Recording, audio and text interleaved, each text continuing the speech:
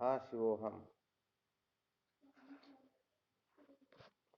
क्या विषय चल रहा था अपना?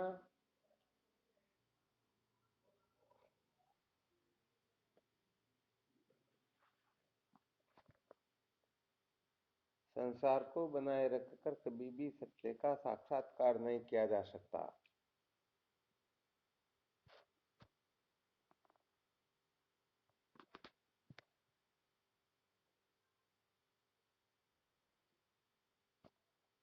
क्या नहीं किया जा सकता?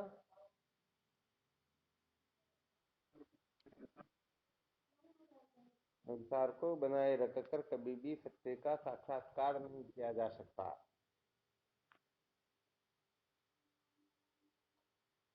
यहाँ पर इस बात को अच्छी तरह से समझ लेना चाहिए कि कुछ पाने के लिए कुछ खोना होता है।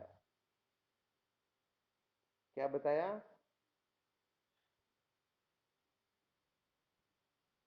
हाँ, कुछ पाने के लिए कुछ खोना होता है। यदि कोई कुछ खोना नहीं चाहता है तो वह कुछ प्राप्त भी नहीं कर सकता है। बस इस सूत्र के अनुसार समझ लेना चाहिए, यदि कोई संसार को बनाए रख कर फिर चाहे मुझे सत्य का साक्षात्कार हो जाए, तो कहने का मतलब कभी भी सत्य का साक्षात्कार हो सकता ही नहीं। होगा क्या? जो घर से बाहर नहीं निकलना चाहिए वह आकाश को देखना चाहिए, ऊपर क्या हो रहा, सूर्य कहाँ पर है, कितना प्रकाश है, धूप है। समझ में आएगा क्या?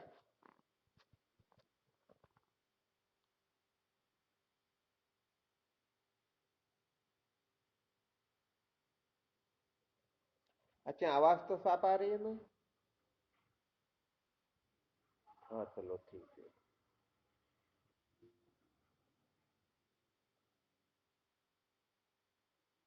तो अपना विषय चल रहा था आत्म भ्रांति समरोग नहीं। अर्थात आत्म भ्रांति जो है ये सबसे बड़ा रोग होता है, सबसे बड़ी जो बीमारी होती है आत्म भ्रांति होती है। यदि इस बीमारी का निराकरण हो जाए, इसकी निवृत्ति हो जाए, तो समझो सारे के सारे दुखों की निवृत्ति हो जाती है। जैसे जगने के पश्चात क्या होता है? स्वप्न के समस्त दुखों का निराकरण हो जाता है या नहीं हो जाता है? हाँ बिल्कुल हो जाता है। तो जैसे जगते ही स्वप्न के समस्त दुखों का नाश हो जाता है, ऐसे ही सत्य के साक्षात्कार से अनादिकाल के जो बंधन है, अनादिकाल का जो भ्रांति वसात ये जगत सत्य रमणीय प्रिय आदि जो प्रतीत हो रहा है, ये सारा का सारा एक साथ ही धराशायी हो जाता है। ठीक है ना? तो देखो, इसको थोड़ा और विशेष रूप से समझने के लिए, अर्थात आत्म भ्रांति से बड़ा कोई रोग होता ही नहीं, कुछ शंका समाधान पूर्वक विचार करते हैं।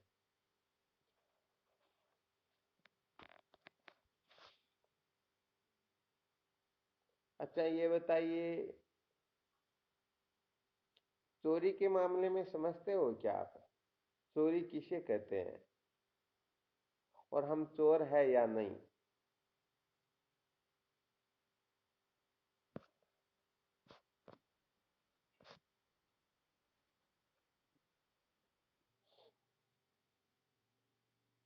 बहुत अच्छी बात है। इसका नाम चोरी होता, मालिक को पता न लगे और वस्तु को उठा कर ले जाए।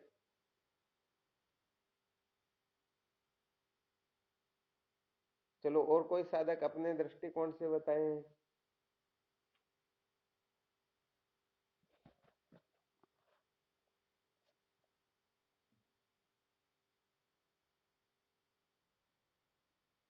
हाँ, थोड़ी इसकी विवेचना भी करनी है, फिर अपने स्तर पर भी देखना कि हम भी वास्तव में चोर है या नहीं, और सबसे बड़ा चोर कौन होता है संसार का? हाँ शिवोहम।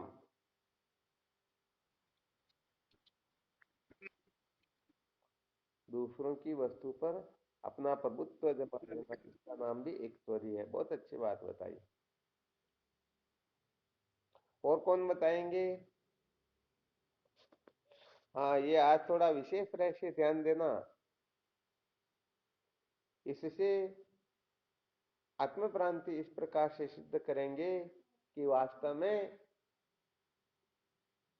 अच्छी तरह से रहस्य खुल जाएगा कि सचमुच में सबसे बड़ा जो चोर होता है वह वास्तव में कौन है, और हम इस चोरी से कितने दूर है, अर्थात हम चोर है या नहीं है। और कौन बताएंगे? हाँ कि वो हम किसी चीज को छिपाना भी चोरी होता है। बहुत अच्छी बात है। जैसे दृष्टांत के रूप में,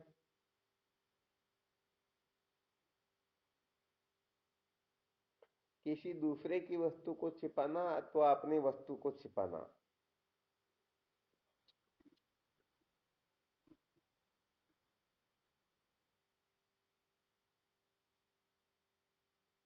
अच्छा, छिपाने से क्या रहस्य, थोड़ा इस पर विचार करके दिखाओ।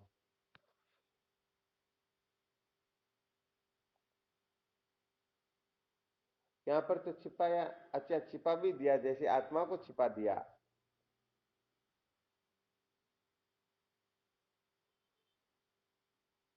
चलो बहुत धन्यवाद। और कौन बताएंगे?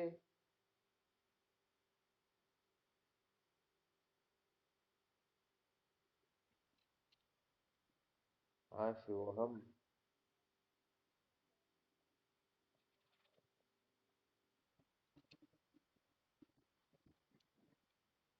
हाँ क्या बात, बहुत बहुत धन्यवाद है।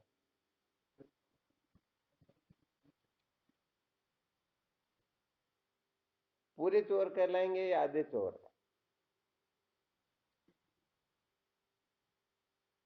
अच्छा पूरे चोर कहलाएंगे, बहुत बहुत। मैंने सोचा ऐसा कह देंगे भाई सत्य का साक्षात्कार न करके और दूसरा कुछ भी करेंगे तो।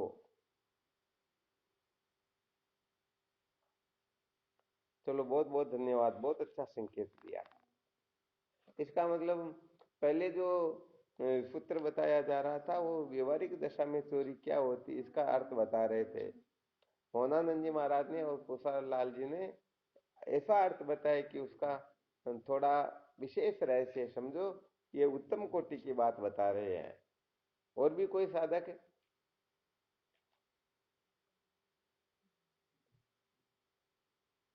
हिरून जी महाराज साहब क्या बताया था आपने?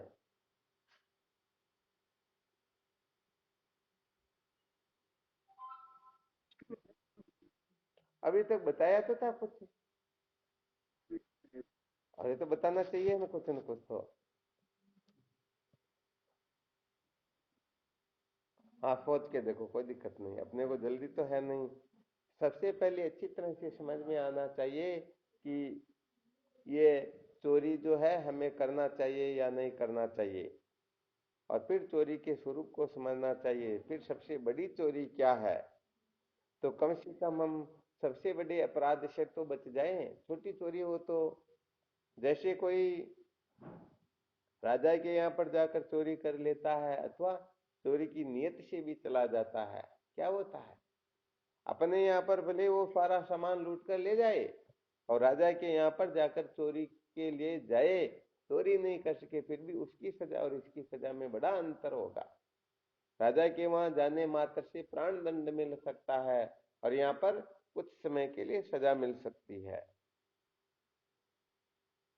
इसलिए यहाँ भी ये जो विवेचना करें समझना साधारण बात नहीं है। साधारण बात होती तो संसार में हर कोई कहते इसको चोरी कहते हैं, तो अपन सब जानते, फिर इसका चिंतन मनन करने की आवश्यकता ही क्या थी?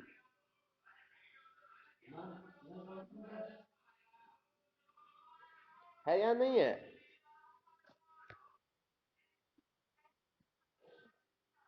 हाँ तो फिर और थोड़ा विचार करके देखो। झूठ बोलना भी एक जगह पर स्थित रहो ना आप तो, अटल तो रहोगे नहीं। फिर ये भी होती है, जैसे वो चार विकल्प दिए रहते हैं ना किसी प्रश्न के, ये ठीक है ये ठीक है ये ठीक है, तो आप हम बता दूं ताकि मेरी जीत हो जाए।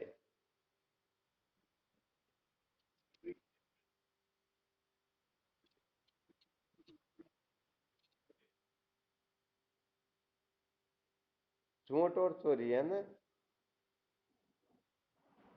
अभी आज अपने को चोरी के ऊपर ही विचार करना। हालांकि बिल्कुल बहुत अच्छी बात होती है, झूठ बोलना भी एक प्रकार की चोरी होती है।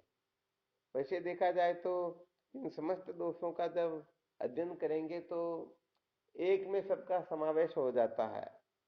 इस प्रकार से इनमें सबका समावेश होता है। जैसे षट संपत्ति का जो वर्णन किया जाता है ना, तो प्रत्येक संपत्ति में पांचों बाकी की संपत्तियों का समावेश भी है। इसीलिए छह संपत्ति को छह न कह करके एक ही साधन कहा गया है।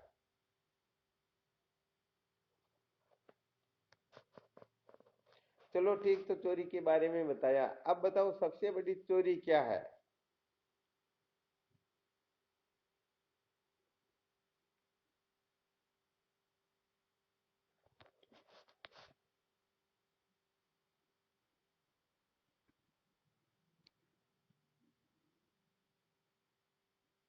किस वस्तु को चुरा लेना सबसे बड़ी चोरी होती है। हाँ, अपने को विषय के अनुसार ही विचार प्रकट करना है। हालांकि कुछ भी बात कहेंगे फिर भी अन्यथा नहीं होगी।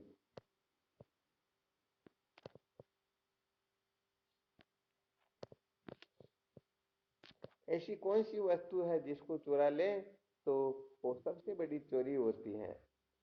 और जो सबसे बड़ी चोरी होती है उसका कहीं पर भी पश्चाताप या ऐसा कोई साधन है ही नहीं जिससे उसकी निवृत्ति हो जाती हो।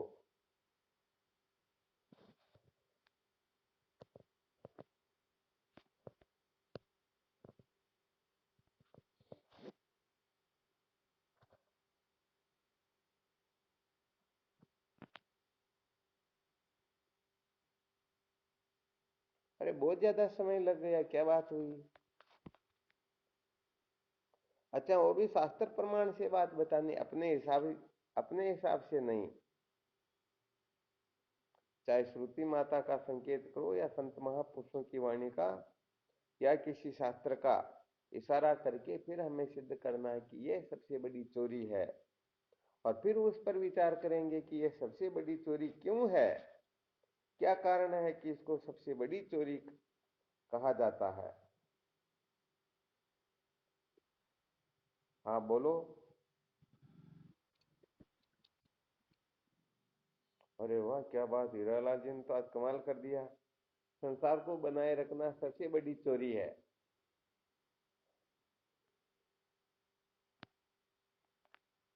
चलो बाकी के साधक इस पर विचार करके देखो, कसौटी पर कस करके, क्या वास्तव में ये बिल्कुल पूर्ण रूप से ठीक है।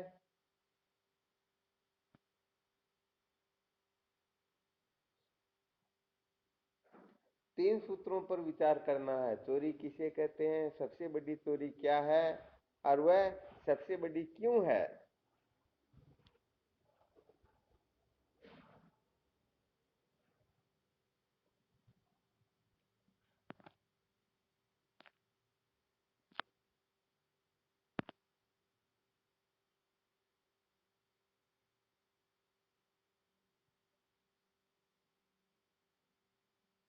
आप भी बता सकते हो। हाँ, अपने अनुभव में जो भी आ जाए।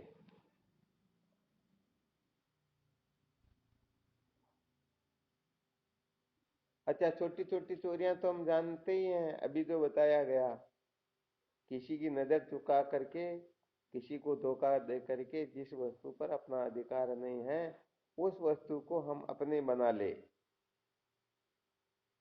तो ये इसका साधारण अर्थ हो गया। व्यवहारिक सत्ता में सबसे ज्यादा चोरी का अर्थ यही किया जाता है, जिस वस्तु पर अपना अधिकार न हो उस वस्तु को एन किन प्रकारेण हम अपनी बनाने की चेष्टा करते हैं, तो इसे चोरी कहा जाता है। ठीक है ना। अपने को इसका अध्यात्म की दृष्टि से भी रहस्य समझना है।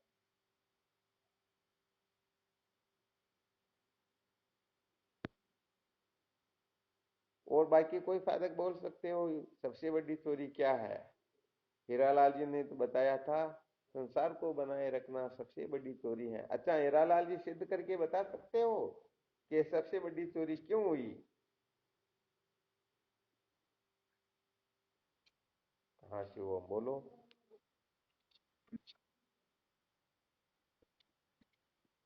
अरे क्या बात, बहुत बहुत धन्यवाद। आज तो समझो आपका प्रमोशन भी हो गया। अरे भाई हमारे,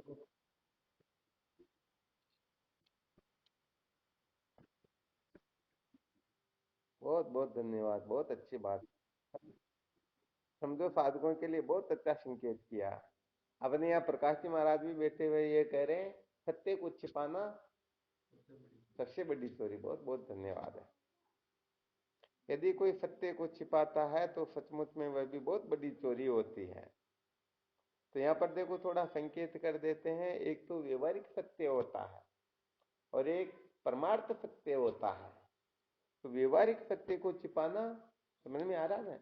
व्यवहारिक सत्य को छिपाना ये इतनी बड़ी चोरी नहीं होती है जितना परमार्थ सत्य को छिपाना। परमार्थ सत्य क्या है?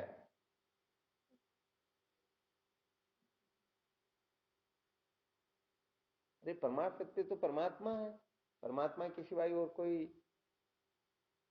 तो परमार्थ सत्य को छिपाना, देखो प्रकाश जी ने आज ही सत्संग ज्वाइन की और आज ही ऐसा उत्तर बता दिया कि समझो, हाँ 2-2 साल से सुन रहे हैं, उनको थोड़ा कमजोर कर दिया लगता है, ऐसा है ना? अच्छा और कौन बताएंगे? बिल्कुल ठीक बात, हीरा लाल जी ने भी बहुत उत्तम बात बताई। थोड़ा इसमें गड़बड़ घोटाला हो तो उसको थोड़ा इसका परिमार्जन करते हैं।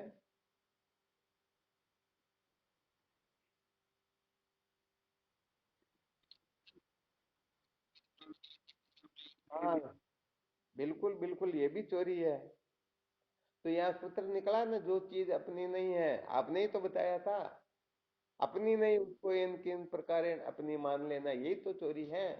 तो शरीर अपना हुआ कभी? विचार करके देखो, इस शरीर की उम्र अपने हाथ में है क्या? कोई ये चाहता है कि मैं बूढ़ा हूं, मेरे बाल सफेद हो? अरे सफेद होने लगते तो डाई क्या बोलते हो कराने लग जाते हैं। तो विचार करके देखो,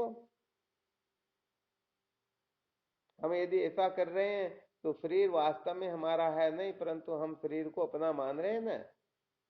और वास्तव में देखा जाए तो इस शरीर को अपना मानना सबसे बड़ी चोरी हो जाती है। क्योंकि समझो शरीर को अपना मान लिया तो बाकी जितने भी हैं वो सब अपने हो गए या नहीं हुए? हाँ उस दिन दृष्टांत दिया था।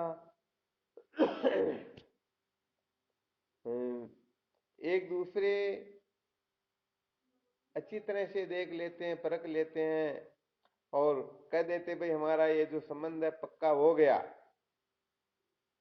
हम बस केवल अपने वो एक मुखिया है उनको पूछ लेंगे, वो यदि हाँ कर देंगे तो पक्का समझो, और यदि वो हाँ नहीं करेंगे तो कच्चा समझो। तो देखो संबंध जो है उस बच्चे का एक बच्चे के साथ में संबंध हुआ, या उस बच्ची का उस बच्चे के साथ में संबंध हुआ, तो संबंध तो हुआ एक से। और बाकी जो है उनके माता पिता भाई बहन क्या लगने लग जाएंगे? अरे सासू ससुर साला साली लगेंगे ना। तो एक के साथ में संबंध करने से हजारों संबंध और आ जाते हैं, न चाहते हुए भी। और समझो आगे से फिर फोन आ जाए तो भाई हमारे जो मुखिया है उन्होंने मना कर दिया, तो समझो उस लड़की का लड़के से, तो लड़के का लड़के से संबंध विच्छेद हो जाए, तो फिर उस लड़की के माता पिता उस लड़के के क्या लगेंगे? अथवा लड़के के माता पिता भाई बंधु कुटुंब परिवार वाले उस लड़की के क्या लगेंगे? हाँ कुछ नहीं लगेंगे। एक के साथ में संबंध किया तो समझो सबके साथ संबंध हो गया, और एक से संबंध छूटा तो बस यहाँ पर रहस्य यही समझना है कि यदि कोई शरीर के साथ में संबंध करता है, इस शरीर को मैं समझता है, तो शरीर को मैं समझते ही हजारों संबंध उसकी ओर आकर के चिपक जाते हैं। शरीर मोटा है तो मैं मोटा हूँ, शरीर पतला है तो मैं पतला हूँ, शरीर काला है तो मैं काला हूँ, शरीर गोरा है तो मैं गोरा हूँ, मैं लंबा हूँ, मैं ऊंचा हूँ। ठीक है ना? तो इसी प्रकार से अनंत अनंत संबंध जो है इस शरीर के संबंध से क्या हो जाते हैं, वो अपने, हाँ, अपने आप को ऐसे आकर के वैसा बना देते हैं। मैं पुरुष हूं, मैं स्त्री हूं, ये क्या है, ये शरीर के साथ संबंध से ही तो होता है। मैं बालक हूँ, जवान हूँ, बूढ़ा हूँ, ये क्या है, शरीर के साथ में संबंध हुआ तो हम अपने को ऐसा समझने लग गए। और यदि शरीर के साथ में संबंध न हो तो विचार करके देखो, आप बालक हो, जवान हो या बूढ़े हो, काले गोरे लंबे होते बांके टेढ़े कैसे हो, अरे भाई ये शरीर का धर्म होता है। जैसे घड़ा बांका टेढ़ा होता है, घड़े में जो पानी भरा जाता है वो बांका टेढ़ा नहीं होता है। तो शरीर के किसी भी प्रकार से होने से आत्मा वैसी वैसी नहीं हो जाती है। आत्मा तो, परमात्मा तो जैसे के तैसे ही होते हैं। पात्र में जो पानी डाला जाता है, पात्र की आकृति के अनुसार पानी दिखाई देता है, परंतु वास्तव में वह आकृति पानी की नहीं होती है। चलो, बहुत बहुत अच्छी बात बताई। और कौन क्या बताएंगे?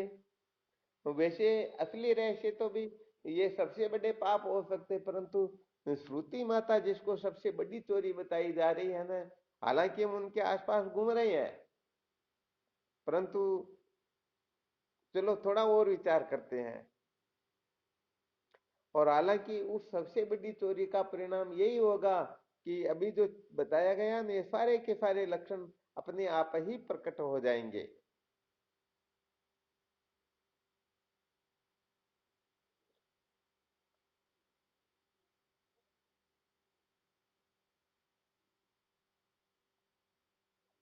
और कौन बताएंगे?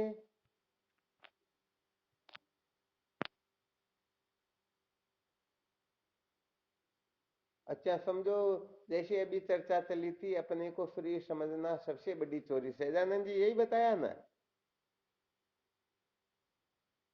तो चलो कोई दिक्कत नहीं, हम आज से अपने आप को फ्री समझना छोड़ देते हैं। अब हम अपने को इंद्रियां समझे, प्राण समझे, मन बुद्धि समझे, तो ये तो सबसे बड़ी चोरी नहीं होगी ना फिर। या समझो, देह इंद्रियां प्राण मन बुद्धि कुछ भी नहीं समझे, हम अपने आप को कर्ता भोक्ता समझे, ये फिर चोरी थोड़ी होगी क्या? और नहीं, या तो फिर ऐसा सूत्र बताओ जिसमें फिर सब कुछ आ जाते हैं। जैसे कोई सोने की चोरी कर लेता है तो समझो फिर कोई बाकी रहा ही नहीं, क्योंकि सोना सबसे श्रेष्ठ है। सबसे बड़ा चोरी इसीलिए कहलाएगा ना वो। यहाँ पर भी संकेत ये करना, क्या है?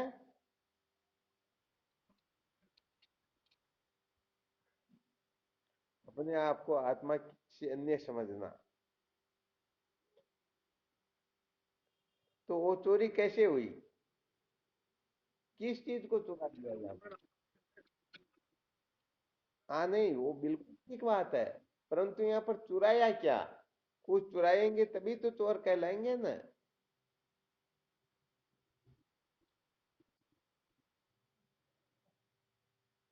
अच्छा क्या है? आत्म भ्रांति सबसे बड़ी चोरी तो, यहाँ पर भ्रांति को चुराया, किसको चुराया? आत्म भ्रांति सबसे बड़ी चोरी कैसे है, सिद्ध करके बताओ। क्योंकि यहाँ पर तो सिद्ध करके बताना होता तभी माना जाता। कोई कुछ भी कह दे तो यदि निष्कर्ष नहीं निकाला जाएगा तो फिर सब आपस में तो भिड़ पड़ेंगे कि मैंने जो बताया वो ठीक, मैंने जो बताया वो ठीक है। वास्तव में ठीक क्या है? हाँ शिवोहम।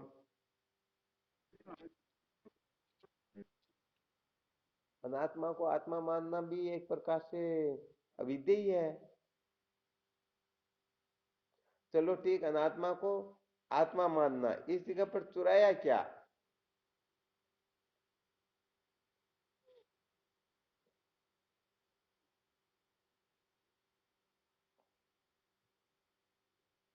अरे इसमें तो बड़े बड़े साधक जुड़े हुए हैं, वेदांत के अच्छे अच्छे विद्वान।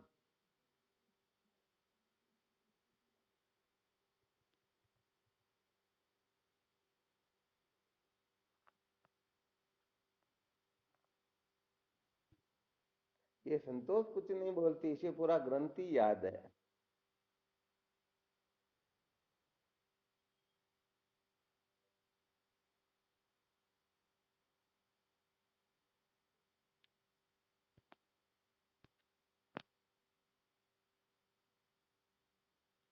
सिद्ध करना है कि चुराया क्या, यहाँ पर किसकी चोरी हो गई।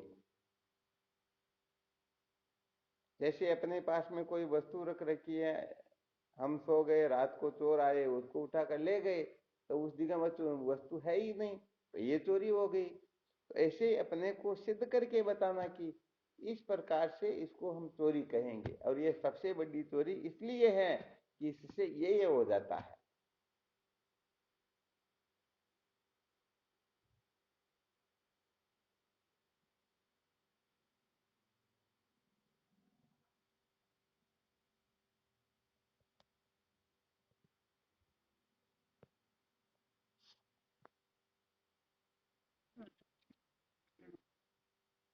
और ये अनात्मा के धर्म को चुरा ले तो बहुत अच्छी बात है ना। अब दुखी खत्म हो गया, ये अनात्म पदार्थों में अमता ममता आसक्ति, यही तो बंधन होता है। यदि अनात्म धर्मों को इनको कोई चोरी कर ले तो अपन तो निहाल हो जाएंगे ना।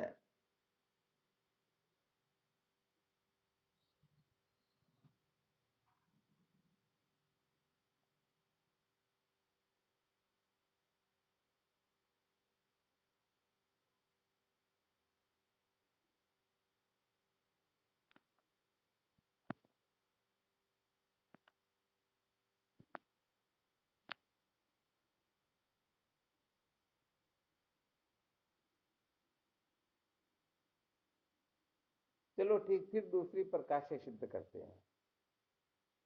अच्छा, सबसे बड़ी या सबसे श्रेष्ठ वस्तु क्या है?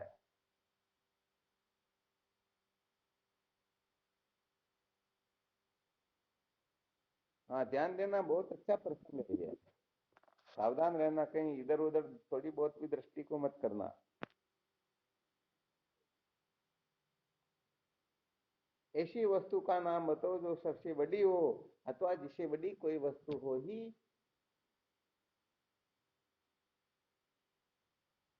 हाँ शिव, हम बोलो।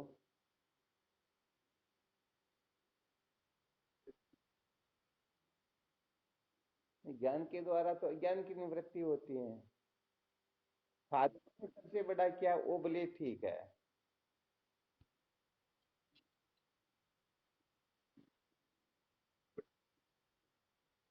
बिल्कुल ठीक बात है।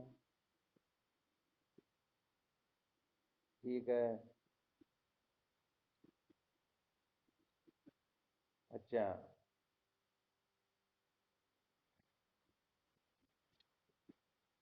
ठीक है।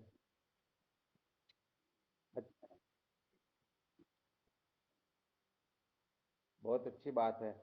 वैसे देखा जाए तो संत महात्मा तो कहते हैं ना, अम, पूरा बनो डकैती। पूरा।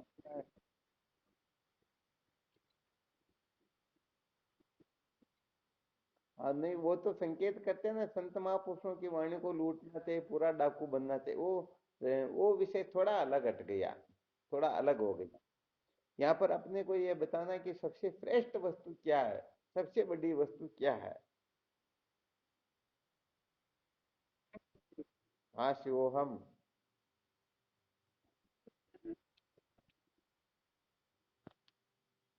ये भी साधन होगा, संतों का जो संग करेंगे, इसका प्रयोजन क्या, हम किसको पाना चाहते हैं। तो जिसको पाना चाहते वह हुई महत्वपूर्ण। तो क्या है? परमात्मा। क्या है? सुख स्वरूप क्या है?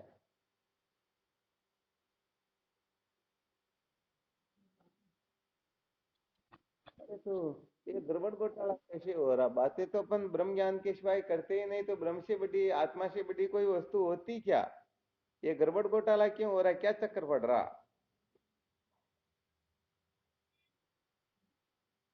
आत्मा से श्रेष्ठ या परमात्मा से श्रेष्ठ कोई वस्तु है क्या? इनसे बड़ी कोई वस्तु है क्या?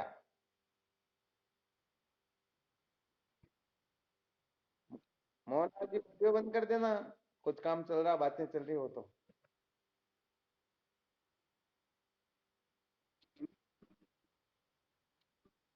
अरे मैंने देखा ही नहीं, मैं तो प्रकाश जी की तरफ देख रहा था। अभी अभी देखता हूँ। अरे ऐसे तो बहुत सारे सूत्र रह जाते। अरे, बहुत सारे साधकों ने मैसेज कर दिया भाई। संतोष ने भी मैसेज कर दिया, 3-4 मैसेज। अच्छा, संतोष लिखते गुरुदेव से पर्दा रखना किसी भी प्रकार का, ये भी चोरी है। चलो भी लगाए, बहुत अच्छी बात है। आप समझाएं गुरुदेव। मैं हूं देह देह मेरी गाता, माँ दोषी 84 जाता, आत्म ब्रह्म सदा चलावे, पुण्य महा परम पद पावे। क्या बात है। देखो, जो नवरत्न दर्पण है इसको पूरा कंटेस्ट उसी की चौपाइयां लिखी। बहुत धन्यवाद, बहुत अच्छी बात है। और रमेश ने लिखा आत्मा, समझो ये हो गया ब्रह्मास्त्र। देख लिया, अच्छा हुआ, वरना फिर गड़बड़ हो जाती। तो ये बाकी के बोल रहे हैं, इनसे भी इन्होंने मैसेज कर दिया, मुझे तो पता ही नहीं। तो भाई वास्तविक बात यही है, श्रुति माता जिसके लिए आपको बहुत बार वो है संकेत किया गया था, और महाभारत में भी इसका वर्णन आता है। अन्यथा संतमात्मानम यो अन्यथा प्रतिपद्यते किम तेन कृतम न पापम चोरेण आत्मा पहारिणा। अर्थात उस चोर पुरुष ने ऐसा कौन सा पाप है जो नहीं किया। अर्थात उस वस्तु को चुरा लेता है तो समझ लेना चाहिए इस संसार में ऐसा कोई पाप है ही नहीं जिस पाप को उसने नहीं किया हो। ध्यान देना अच्छी तरह से। यहाँ पर कहने का मतलब ये जितने भी कर्मकांडी या जितने भी कहते हैं हम शास्त्रोक्त रीति से जीवन जीते हैं, शास्त्र की मर्यादा में रहते हैं, स्वप्न में भी शास्त्र के विरुद्ध नहीं चलते, उनको भी अच्छी तरह से कान खोल कर सुन लेना चाहिए। यदि वह ऐसा अपराध करते हैं तो इस संसार का ऐसा कोई पाप है ही नहीं जिस पाप को उसने नहीं किया हो। उस दिन थोड़ा संकेत किया था ना, क्योंकि कभी कभी ऐसे सूत्र बता दिए जाते हैं जिसे पता लग जाता है कि इससे बड़ा कोई पाप होता नहीं। तो जिसने वो काम कर लिया तो समझो वो पाप भी निश्चित रूप से कर लिया। माँ बहन बेटी वाला बताया ना उस दिन, ध्यान में है क्या? हाँ, तो ये लोग अपने आप को भले ही सातवें आसमान का समझ ले, हम तो ऐसे परमात्मा है, ऐसे हैं वैसे हैं, परंतु यदि इस आत्म तत्व की चोरी कर रहे हैं तो समझ लेना चाहिए उन्होंने माँ बहन बेटी के साथ भी बहुत बड़ा अपराध कर लिया। इसलिए भूले भूले फिरने से काम चलने वाला वास्तव में है ही नहीं। अच्छी तरह से समझे बिना सचमुच में किसी का कल्याण होता ही नहीं। तो सबसे बड़ी वस्तु होती है आत्मा। क्या होती है? आत्मा। और आत्मा को चुराने का मतलब क्या है? क्या बताया? सबसे बड़ी चोरी है। वैसे सत्य जो बताए वो इसी के अंतर्गत है, क्योंकि सत्य आत्मा ही तो है, परमात्मा के सिवाय कोई सत्य थोड़ी ही है। इसीलिए कहा भाई ये श्रेष्ठ सूत्र हो गया। थोड़ा इसको समझने से बाकी है। तो अब बताओ फिर आत्मा को चुराना कैसे? कोई आत्मा को, अरे आत्मा तो अस्तिवादी प्रिय रूप है, वो सर्वत्र है, उसके सिवाय कोई दूसरी वस्तु है ही नहीं। कोई आकाश को उठा करके अपने कमरे में बंद कर सकता है क्या?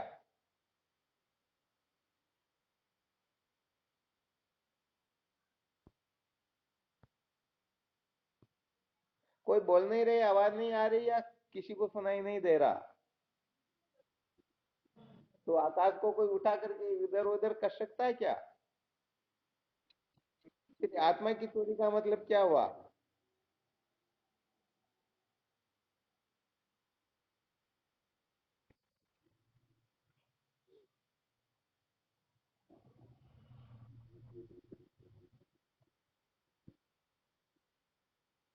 यही तो बताना है, तब समझ में आएगा, वरना क्या। हाँ शिवोहम।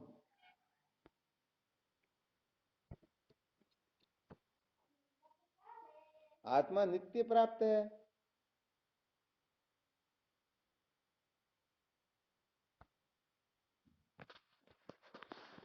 हाँ बिल्कुल, बहुत अच्छा बोल रहे हो, सिद्ध करके बताओ, कोई दिक्कत नहीं है। डरने की तो कोई आवश्यकता ही नहीं है यहाँ पर।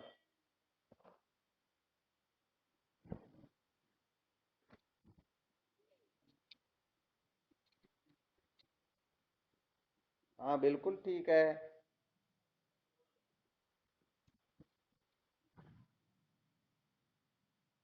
ठीक बात है। अच्छा, वापस एक बार थोड़ा क्लियर करो, शुरू में बोलो वापस थोड़ा।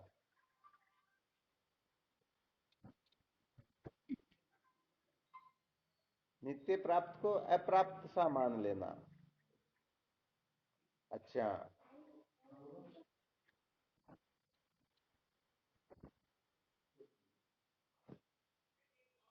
हाँ चलो, ठीक बताया। और भी कोई देखो, देखें। देखो, वो संतोष ने एक मैसेज वो लिखा, अपने स्वरूप को भूल जाना सबसे बड़ी चोरी है।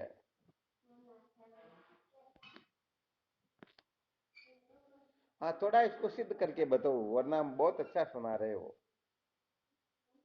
आत्मा की चोरी कैसे होती है? आत्मा को चुराना कैसे हुआ? जैसे हिरण्याक्ष ने इस पृथ्वी को चुरा लिया था, कैसे? तो चलो, वो कथा की बातें रह गई, अपने को यहाँ आत्मा के बारे में विचार करना है कि आत्मा को चुराना क्या, आत्मा को कैसे चुराया जाता। पहले या तो दृष्टांत दे करके बताओ। दृष्टांत तो हम समझ ही रहे, किसी के घर से कोई वस्तु उठाई, जेब में रखी और अपने यहाँ ले आए, ये हो गई चोरी। तो ऐसे ही आत्मा को हम क्या जेब में रख करके कहीं से उठा करके इधर उधर ला सकते हैं क्या? अरे भाई, आकाश की भी चोरी नहीं होती है, तो फिर आत्मा की कैसे हो सकती है? क्योंकि आत्मा की तो कहने का मतलब यहाँ पर कोई वर्णन करना चाहे तो ये तो सबसे अतीत है, इसका वर्णन करने की किसी में सामर्थ्य ही नहीं है। और वर्णन होता है तो अनात्म पदार्थों का होता है। पहले शायद बताया था कितनी बार है, ये अपने जितने भी अमता ममता के पद पदार्थ है ना, बंगले वगैरह, ये पृथ्वी के एक अंश में ही तो है, जिसके लिए फूले फूले फिरते हैं। परंतु फिर विचार करके देखो, तो ये पूरी पृथ्वी ही जल के एक अंश मात्र में स्थित है। अंश का मतलब होता है जैसे अपने शरीर में एक रोम होता है, तो जैसे पूरी पृथ्वी है, अपना जो बंगला है केवल अपने जैसे शरीर में रोम होता है उतनी जगह पर ही तो है, पूरी पृथ्वी पर थोड़ी है। ऐसे ही ये पूरी पृथ्वी जल के एक रोम जितनी जगह पर है, और ये जल अग्नि के एक रोम जितनी जगह पर है, अग्नि वायु के एक रोम जितनी जगह पर है, वायु आकाश के एक रोम जितनी जगह पर है, और ये आकाश जो है देश काल वस्तु के एक रोम जितनी जगह पर है, और ये देश काल माया के एक रोम जितनी जगह पर है, और ये माया आत्मा के एक रोम जितनी जगह पर है। बताओ, ऐसी आत्मा को कौन चोरी कर सकता है किसी में सामर्थ्य? फिर इसको चोरी कैसे कहा गया?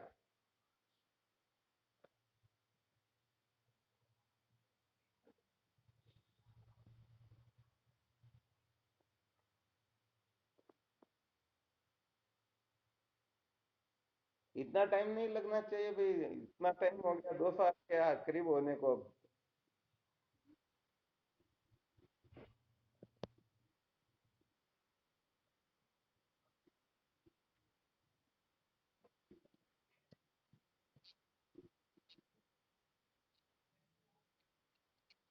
फिर इतना लंबा चौड़ा बोलने की आवश्यकता कहाँ? विषय तो यहाँ पर आत्मा की चोरी का चल रहा ना, मानव जन्म का भी क्या है। आत्मा को चुराना क्या है वास्तव में, ये बताओ आप तो। ये सारी की सारी बातें व्यवहारिक है।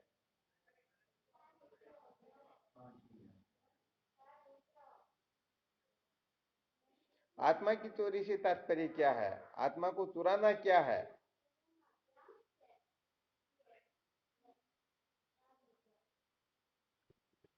हाँ शिवो, हम बोलो। आत्मा को जानना आत्मा की चोरी है। गजब कर दिया ये तो। आत्मा को जानना आत्मा की चोरी कैसे सिद्ध हुई, बोलो।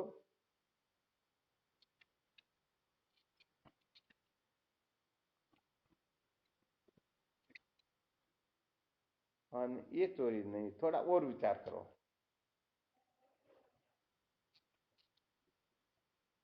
अरे तो इसी को तो आत्मा की चोरी कहेंगे। तो महाभारत का जो श्लोक आपको कितनी बार पहले बताया हुआ, कितनी बार इस पर विचार किया जा चुका है। इसका मतलब महत्वपूर्ण बिंदुओं पर आप थोड़ा ध्यान नहीं देते हो, या नोट नहीं करते हो, या अपनी खोपड़ी में इनको बिठाते नहीं हो, इसका थोड़ा मनन नित्यासन नहीं करते हो, शायद ऐसा लगता है। जबकि मोस्ट इंपॉर्टेंट बिंदु हो वहां पर तो इतना चिंतन करना चाहिए कि वो अपना स्वरूप ही बन जाए। परंतु क्या करें, आपको तो आकाश पाताल इधर उधर करने से समय कहाँ पर है। कौन किस में उलझा हुआ, कौन किस में उलझा हुआ, तो वहीं तो लगे रहेंगे और दूसरी जगह की सोचेंगे क्यों। तो अभी श्लोक 2 बार 5 बार बोल दिया और पहले भी बहुत बार बोला, तो श्लोक का अर्थ थोड़ा बहुत भी समझ में नहीं आ रहा क्या। अन्यथा संतमात्मानम यो अन्यथा प्रतिपद्यते। अरे आत्मा जैसा है वैसा न कह करके आत्मा को दूसरे रूप से समझ लेना, इसी को आत्मा की चोरी कहा जाता है।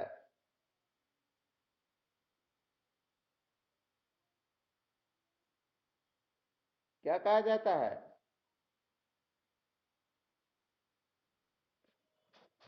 अर्थात आत्मा जो है अकर्ता अभोक्ता है, और आत्मा को कोई कर्ता भोक्ता समझता है। बताओ चोरी हो गई या नहीं हुई? आत्मा को इसने चुरा लिया या नहीं चुराया? तो यहाँ पर आत्मा को आत्मा के सिवाय कुछ भी समझना, यही आत्मा को चुरा लेना होता है।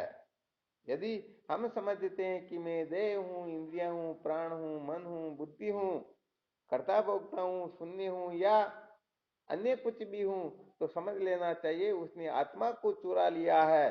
अर्थात आत्मा जैसी है, परमात्मा जैसे हैं, वैसे के वैसे न समझ करके उनको अपनी कल्पना का विषय बनाना, उनको अपनी कल्पना के अनुसार कुछ भी समझ लेना, इसी को चोरी कहा जाता है। और ये ऐसी चोरी होती है कि ऐसी चोरी करने वाला अनंत कोटि ब्रह्मांड में ऐसा कोई पाप है ही नहीं जिस पाप को उसने नहीं किया हो, अर्थात तो उसने समस्त पापों को कर लिया हो।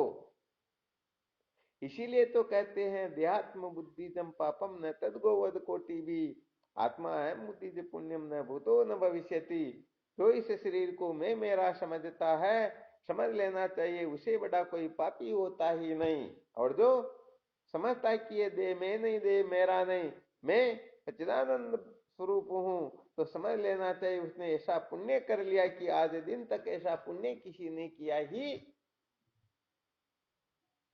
समझ में आ रहा? तो देखो भाई, अच्छी तरह से इस बात को समझ लेना। अपना मुख्य जो विषय चल रहा था उसके अंतर्गत सुना रहे थे। आत्मभ्रांति समरोग नहीं, सदगुरु वेद्य सुजान, गुरु आज्ञा संपत्ति नहीं, हो सदविचार ध्यान। तो बताओ, आत्मभ्रांति समरोग नहीं, तो आत्मभ्रांति को ही चोरी कहा गया या किसको कहा गया? हाँ, तो स्वर्ण अक्षरों में लिख लो, सबको ये पॉइंट नोट कर लेना है। तो आत्म तत्व के बारे में भ्रांत है, समझो वो सबसे बड़े चोर है, वो सबसे बड़े पापी है, वो सबसे बड़े अनर्थ करने वाले हैं। इस संसार में अनंत अनंत प्रकार से जो पापों का वर्णन किया जाता है, समझो पश्चिमस्त पाप करने वाला हो गया। हाँ, भले वो एक नंबर का धर्मात्मा हो, परंतु उसे उन समस्त पापों का फल भुगतना ही होगा, वरना किसी न किसी जन्म में, क्योंकि जिनको आत्मा तत्व का बोध नहीं है, बताओ निश्चित रूप से वह जन्म मृत्यु की श्रृंखला में भटकेगा या नहीं भटकेगा? और भटकेगा तो बताओ किसी न किसी जन्म में इस प्रकार का अनाचार अत्याचार उससे होगा या नहीं होगा? हाँ, ये बिल्कुल पक्की बात है। तो केवल मात्र इतना ही फॉर्मूला ध्यान रखो, आत्म तत्व के बारे में जो भ्रांत होना है, आत्म भ्रांति जो होती है, यही सबसे बड़ी चोरी होती है। और इस चोरी को जिसने कर लिया, समझ लेना चाहिए अब उसे कुछ करने की आवश्यकता ही।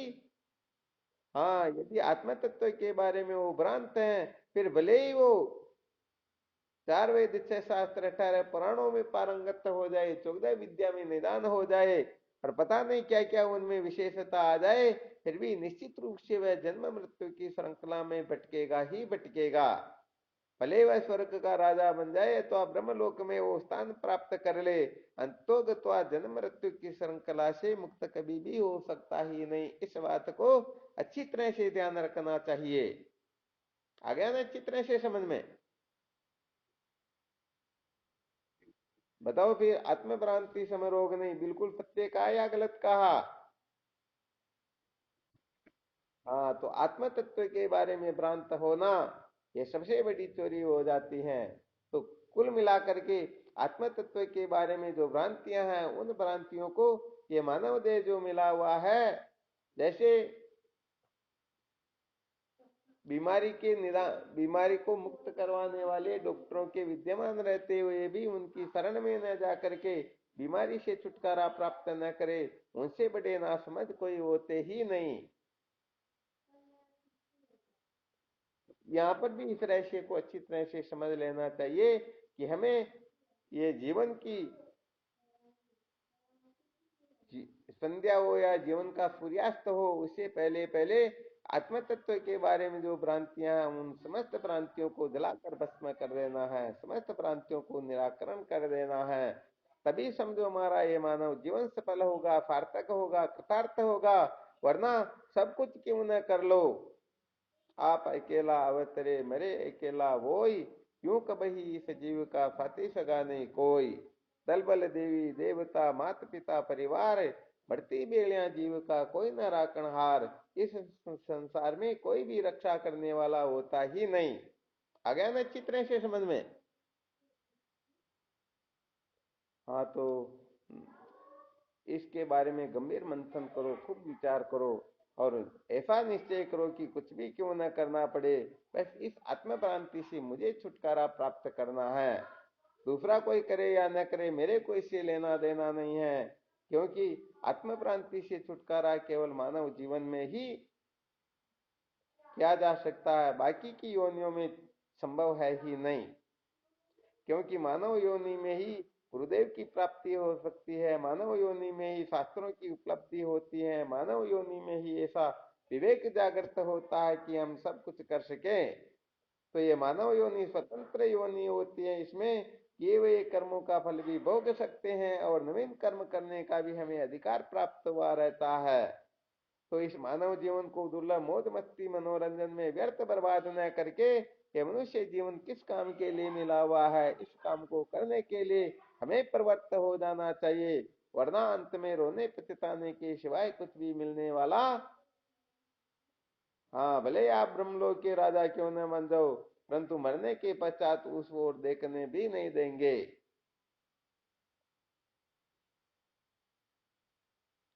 चलो ठीक, इस पर मंथन करना, फिर आगे का विचार कल करेंगे।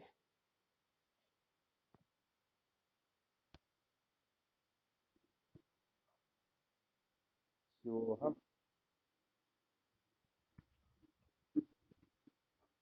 हाँ, शुरू हम